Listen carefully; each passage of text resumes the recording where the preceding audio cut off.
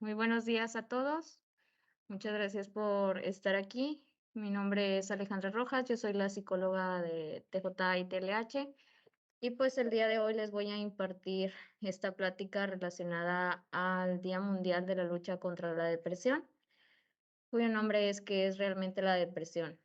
Para mí es un tema muy importante porque en general en el área de la salud mental pues hay mucho estigma, hay muchos mitos y hay mucha desorientación al respecto. Y la depresión es uno de los Pero trastornos no viene la liga, o güey. afecciones, ¿puedes silenciarlos, por favor? Tampoco es neto. Ese es uno de los trastornos o afecciones más frecuentes y Según sí que dice más que se tengo conocen. como no tengo liga. Abajito viene la liga. Entonces, si pueden, por favor, todos silenciar su micrófono, por favor. Gracias. Entonces, por eso es importante, sobre todo en este día, que vamos a empezar a concientizar y a sensibilizar sobre el tema. La plática va a tener varias partes. La primera va a centrarse en una breve introducción al respecto de la importancia de ciertas Bueno, estadísticas en México y en general a nivel mundial. Después vamos a revisar el impacto que esta tiene, esta afección, además de que voy a comentar algunos puntos importantes respecto al suicidio, que también es un tema muy importante. Y al final voy a hablar de algunas estrategias para prevenirlo.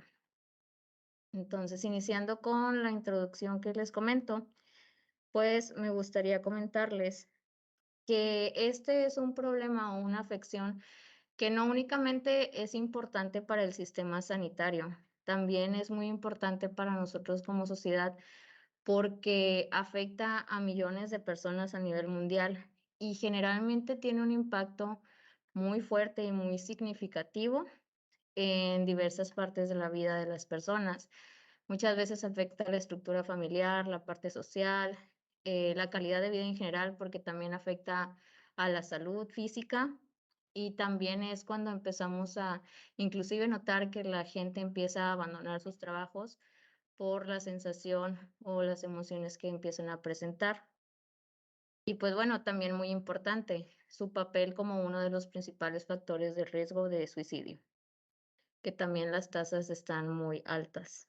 Ahora sí, en la parte de la estadística, de acuerdo con los datos de la Organización Mundial de la Salud, la depresión es un trastorno que afecta a más de 300 millones de personas en todo el mundo.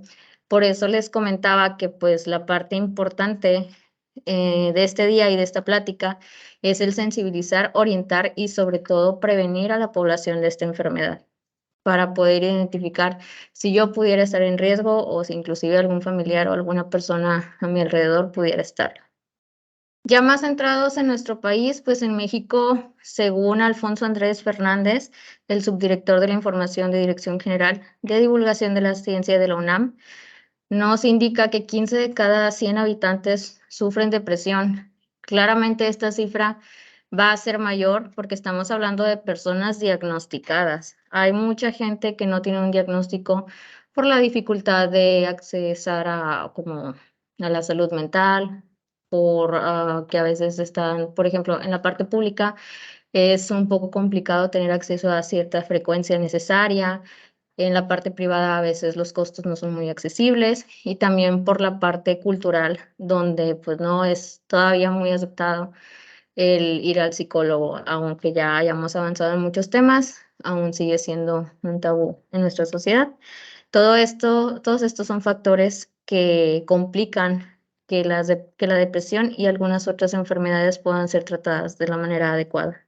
Voy a explicarles ahora algunas de las causas porque generalmente la depresión se deriva de la interacción de diversos factores. Hay algunos casos en los que pueden desencadenarse ciertas afecciones médicas o inclusive el consumo de ciertas sustancias o medicamentos que pudieran hacer que se gestara un trastorno depresivo, pero si no es el caso, se produce por la interacción de estos factores. Los primeros son los factores biológicos. Aquí en estos factores biológicos podemos tener algunos cambios hormonales, alteraciones en los neurotransmisores cerebrales que les voy a explicar brevemente más adelante y también algunos componentes genéticos. En la consulta siempre les pregunto si hay algún antecedente familiar donde hubiera algún trastorno depresivo, de ansiedad, inclusive algún intento de suicidio, etcétera, porque definitivamente tiene un impacto y pues aumenta el riesgo de que la persona implicada pudiera presentar algún trastorno, como los que les comento. Está también la parte psicosocial, que estas son las circunstancias estresantes en la vida afectiva, laboral, social, etcétera. Son las complicaciones que podemos vivir diariamente, sin embargo, hay veces que rebasan nuestros recursos o nuestras habilidades y es ahí cuando pueden comprometer nuestra salud. Y por último, también la parte de la personalidad. Cada quien tenemos una personalidad distinta, tenemos distintas también estrategias de afrontamiento, algunas habilidades de inteligencia emocional, hay otras que nos pueden faltar, pero a veces con los recursos que ya contamos podemos ahí sobrellevar la vida de una manera óptima en que nos sentimos bien generalmente. Sin embargo, a veces, por ejemplo, hay personas que no son muy flexibles, que les cuesta mucho adaptarse a los cambios, entonces eso pudiera desencadenar también ciertas emociones desagradables y que pudieran también gestar una depresión o algún otro trastorno. Voy a pasar a una parte muy importante que les voy a pedir, por favor, que por medio del chat me apoyen. El por qué no es suficiente este tipo de frases. Yo les hablaba al principio del estigma y de todo lo que se comentaba al respecto. Con esta pregunta me gustaría que me apoyaran ahí en el chat. Además de no estés triste, ¿qué otras técnicas, qué otros comentarios, qué otras cosas hemos escuchado o inclusive dicho para ayudar a alguien que tiene depresión o ansiedad? ¿Ustedes qué han escuchado? Ok, ahora sí me puedes apoyar, Edna, con los comentarios que hay. Échale ganas, tú puedes, échale ganas, ya se te pasará. Ánimo, es psicológico, todo estará bien. Siempre para adelante. Ánimo, la vida es hermosa. No, hombre, échale ganas, nosotros te queremos mucho. No te agüites. Quiere llamar la atención. Darse un tiempo para escucharlo, todo va a salir bien. Va a pasar, todo va a estar bien. Haz algo de provecho. Si yo pude, tú también. Todo es mental, no te agüites, tú puedes, estoy contigo, tú puedes, palmadita en la espalda, levántate, la vida sigue, todo es mental y pasará, un whisky se te pasa, ponte a trabajar, nombre en lugar de pensar en tonterías, solo te estás haciendo la víctima, no es para tanto, tú puedes, eres un fregón, ¿cómo te sientes? Estoy aquí para escucharte y apoyarte.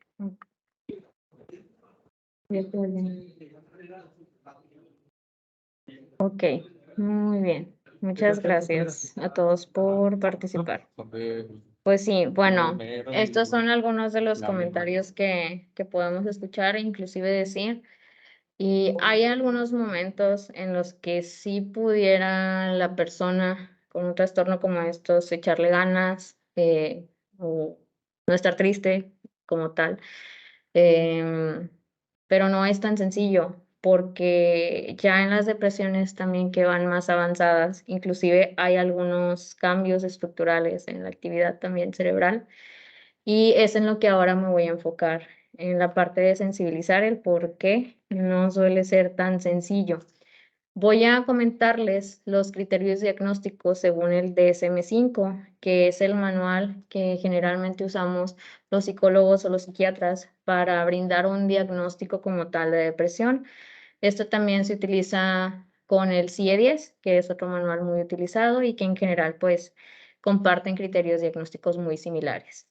Muy importante también saber que cualquier diagnóstico tiene que ser elaborado por un especialista. No es tan sencillo como el meterme y pues ahí en internet ya pues los tengo, entonces sí. Voy a compartirles como tal el screenshot del manual que les comento y voy a mencionarlos brevemente. Estos criterios diagnósticos tienen que ser síntomas persistentes, al menos durante 2 semanas y durar casi todo el día. Uno de los más importantes es el estado de ánimo depresivo, o sea, triste, y la pérdida de interés o placer en las diversas actividades, que es el criterio número 1. Y esto puede corroborarse con información en la entrevista clínica y también hay algunas ocasiones en las que se entrevista a la familia y ellos también pueden complementar la información.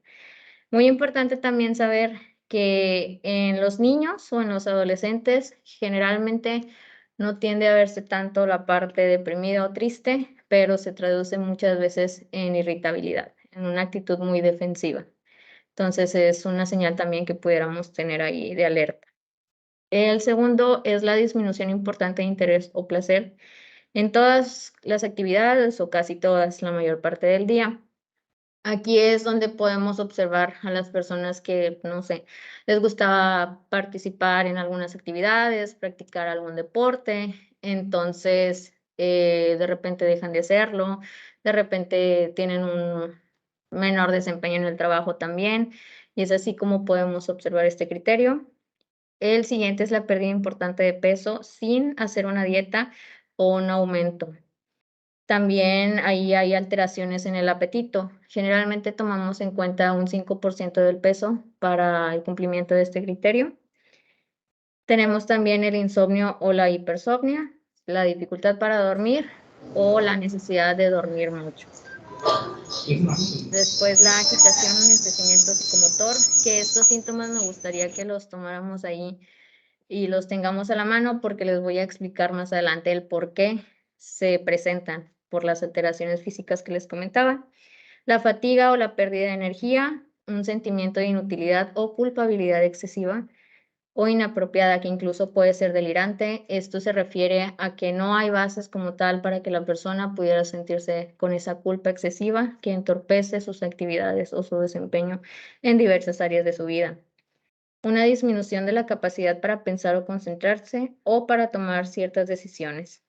Además de un criterio que generalmente se presenta, no en todos los casos, pensamientos de muerte recurrentes que también pueden ser como un miedo a morir, inclusive ideas suicidas o un intento como tal. Muy importante tomar en cuenta que los síntomas para tener este criterio o más bien este diagnóstico, los síntomas causan un malestar clínicamente significativo o podemos observar el deterioro en lo social, laboral o en alguna otra área importante. Y para cumplir también con este diagnóstico no puede ser atribuido a algunas causas fisiológicas o del consumo de alguna sustancia porque estaríamos hablando de un diagnóstico distinto. Entonces, ahora sí que ya les compartí los criterios diagnósticos. Les voy a comentar brevemente qué es lo que ocurre a nivel cerebral y por qué no es suficiente echarle ganas en algunos casos o por qué no es tan sencillo. Se considera que la depresión es provocada por la alteración de niveles de neurotransmisores. Hay 3 que son muy característicos o muy importantes, que es la serotonina, la noradrenalina y la dopamina. A grandes rasgos, por ejemplo, la serotonina, que actúa a nivel del sistema nervioso central, tiene impacto en la regulación de la actividad motora y sexual. Si recordamos, hay una parte del diagnóstico donde nos habla de movimientos con alteraciones o más lentos. La parte sexual también generalmente tiene ahí una modificación porque a veces la libido baja. La secreción de hormonas también, aquí influye la serotonina, entonces contribuye a ciertos cambios de estados de ánimo. La presión arterial, la regulación del sueño y apetito, que es otro de los criterios, y pues el estado de ánimo, como les comentaba. Paso ahora a la parte de la noradrenalina, que tiene funciones similares a la anterior, solamente que actúa en otras partes del cerebro y del cuerpo. Implica también la secreción hormonal, influye en la motivación, en la regulación del sueño y el hambre y en el estado de ánimo. Entonces, por eso los criterios, perdón, los síntomas que empiezan a presentar las personas.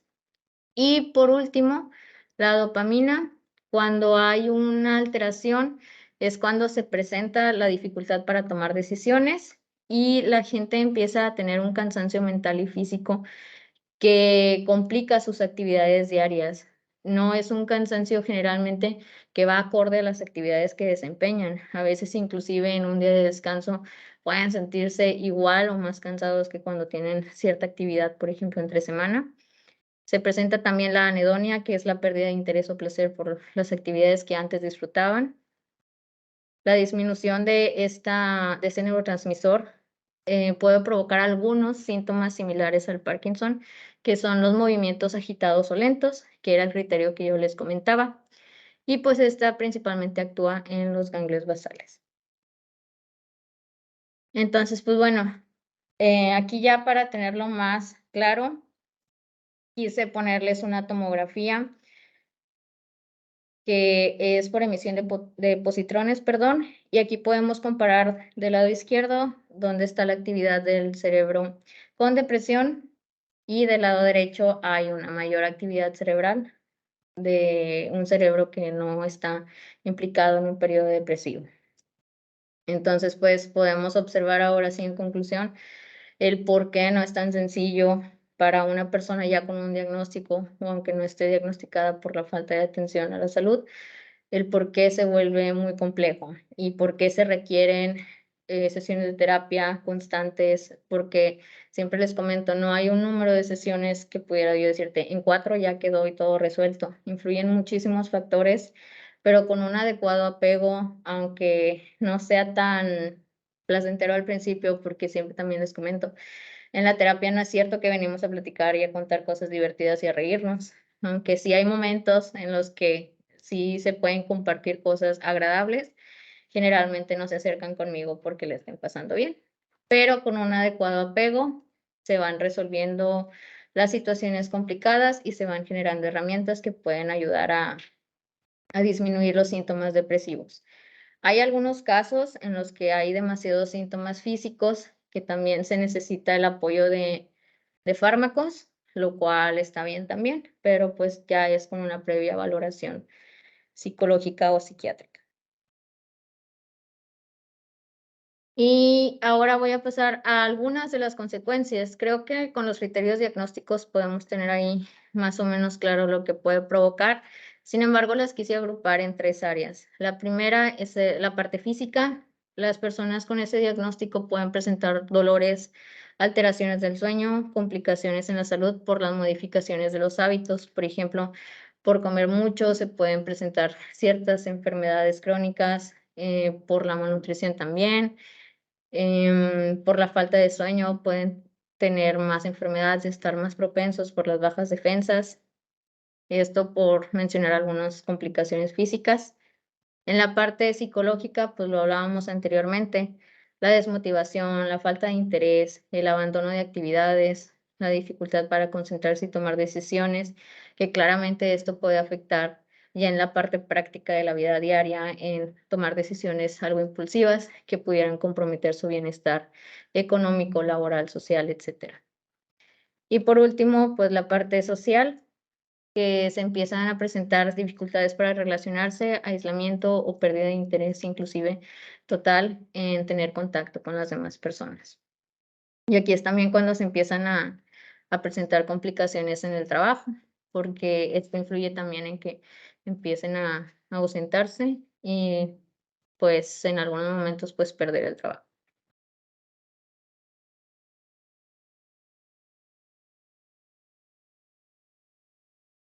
Ahora sí, vamos a pasar a la parte del riesgo suicida. Este es un tema muy complejo que me pudiera yo pasar hablando mucho más tiempo al respecto, pero no quise dejarlo de lado porque si recordamos es uno de los criterios de la depresión. Generalmente cuando ocurre un suicidio hay señales previas que podemos identificar en las personas.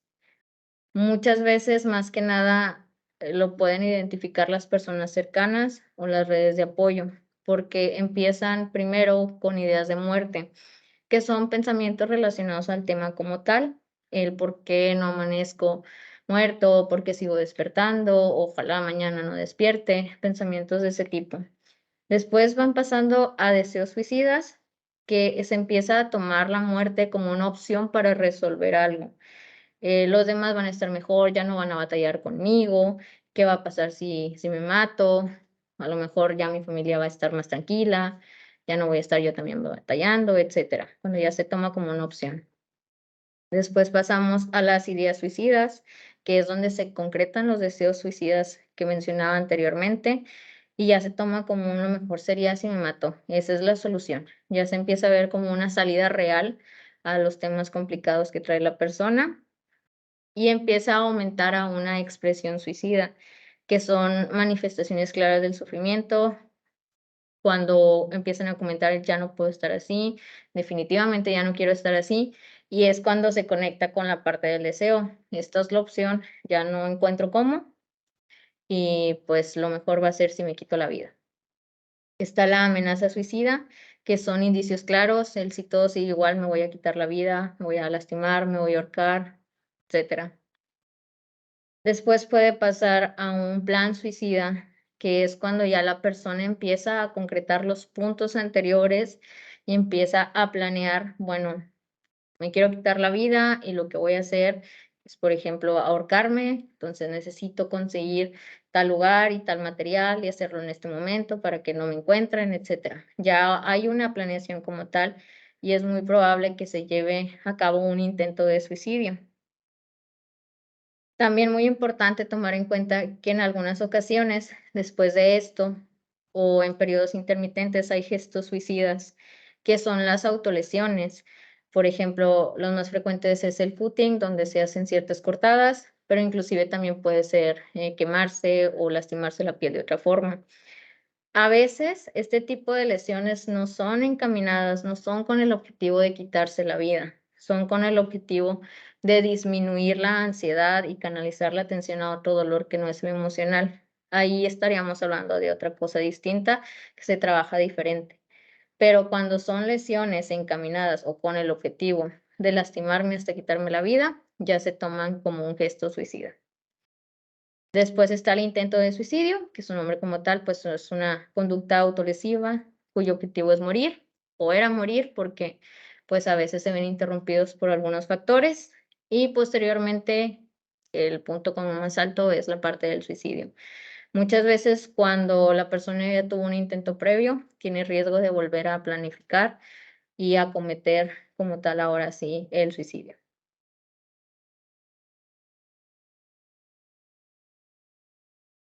Eso también me parece muy importante, porque en redes, sobre todo, circulan fotos como estas de gente que se ha quitado la vida, y muchas veces, pues, son fotos donde están sonriendo o haciendo, perdón, ciertas actividades que parece que están disfrutando y que no tendría sentido el por qué tomaron esa decisión. Sin embargo, aquí me gustaría que tomáramos en cuenta que estas fotos pues son en un momento específico, primero que nada. Si tomo de ejemplo la foto de Amy, de Rui Torres, que es el de Art Attack, son fotos que son tomadas en un momento específico, que inclusive puede ser una sesión de fotos, puede ser en el programa que estaban dando, etcétera. Entonces, no es información real como tal que nos brinde el panorama que la persona está sufriendo o viviendo. También hay que tomar en cuenta que hay ciertos factores de la personalidad, como les comentaba, que pudieran influir en, a pesar de yo tener un diagnóstico de depresión, puedo yo ser funcional en algunas áreas y puedo de repente soltar una risa o puedo de repente no aislarme tanto y participar en reuniones, etcétera, pero eso no indica que porque pude reírme en un momento, la depresión ya no está, porque puede influir también en mis habilidades de afrontamiento, el cómo canalizo mis emociones. Está también la parte de la cultura, ya les comentaba yo que pues aquí en México en general pues todavía es mucho esta parte de, oye, eso no vale la pena o realmente no tienes nada y que no está muy aceptado aún, sobre todo en los hombres, siempre les comento que pues el sentir, ¿no? Que pueden estar sufriendo también, etcétera. Entonces, por eso a veces está esta tendencia de hacerme el fuerte y no pasa nada y yo le echo ganas. Esa parte es muy respetable, si podemos tratar de salir adelante de esa forma. Sin embargo, hay que saber reconocer en qué momentos ya no es suficiente y si necesito yo hacer o considerar otras opciones. Y por último, pues tomando también en cuenta estas fotos por lo que implica el compartir con otros. Hay veces que les comentaba, pueden estar en una reunión social o algo por el estilo y sí les genera algo de satisfacción o algo de bienestar y es cuando se pueden capturar estas imágenes. Me gustaría que eso también lo tuviéramos en cuenta cuando viéramos este tipo de información en redes. Y por último, pues voy a pasar a la parte de las estrategias de prevención. Estos son algunos puntos que hemos mencionado en otras pláticas de salud, pero lo quise complementar con algunas otras cuestiones. Primero que nada, pues es el trabajar la inteligencia emocional. Al final de cuentas, esta parte me va a ayudar a manejar, a expresar y a regular mis emociones, cuyo objetivo es también tratar de minimizar una fluctuación de emociones. Si yo puedo estar lo más estable posible, entre comillas, porque pues parte de la vida es ir fluctuando entre ciertos eventos y emociones, pero lo sé manejar a pesar de que algunas se vuelvan complejas. Muy probablemente mi estado de ánimo va a estar variando, sí, pero voy a ser capaz de regresar a un estado de bienestar.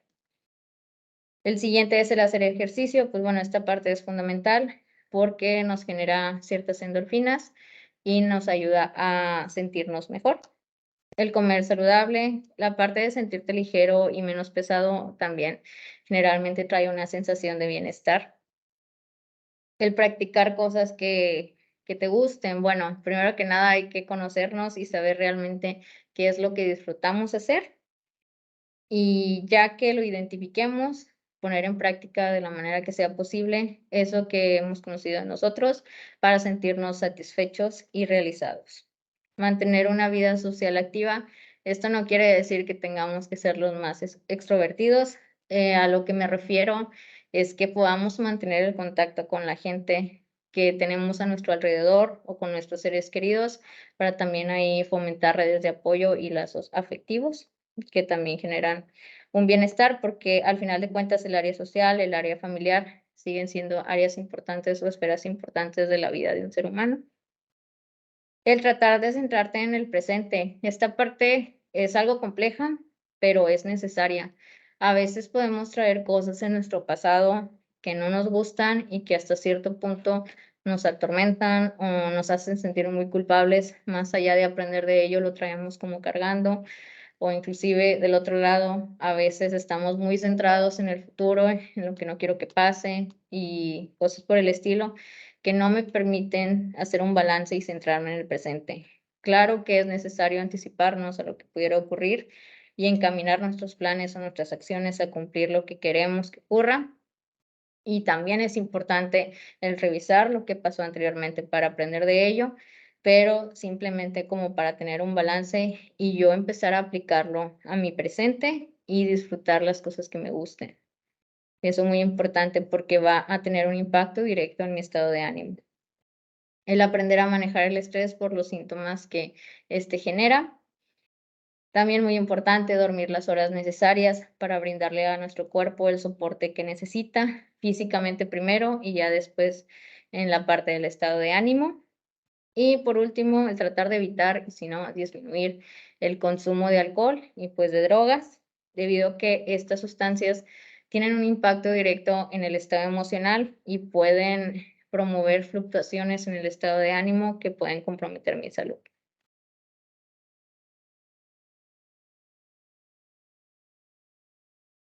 A las personas que van a estar de manera presencial por la tarde, les voy a brindar este formato, que son los síntomas de depresión que les he comentado.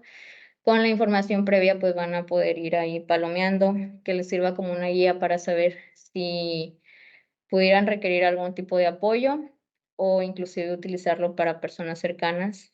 Les dejo aquí el formato por si gustan tomarle algún screenshot y si quieren que se los comparta por algún otro medio, me mandan ahí un mensajito. Por mi parte sería todo y les agradezco mucho que estuvieran aquí en la plática. Cualquier cosa, pues aquí tienen también mi contacto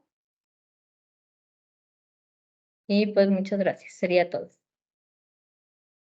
Doctora, muchas gracias. Alejandro Muchas Escamilla, gracias. buenas tardes a todos. Buenos días todavía.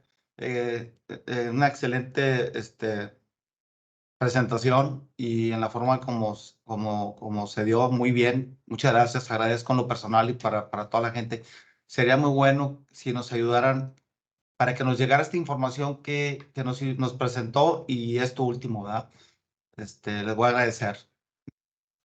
Claro que sí, Lick, muchas gracias. Yo les hago llegar la información.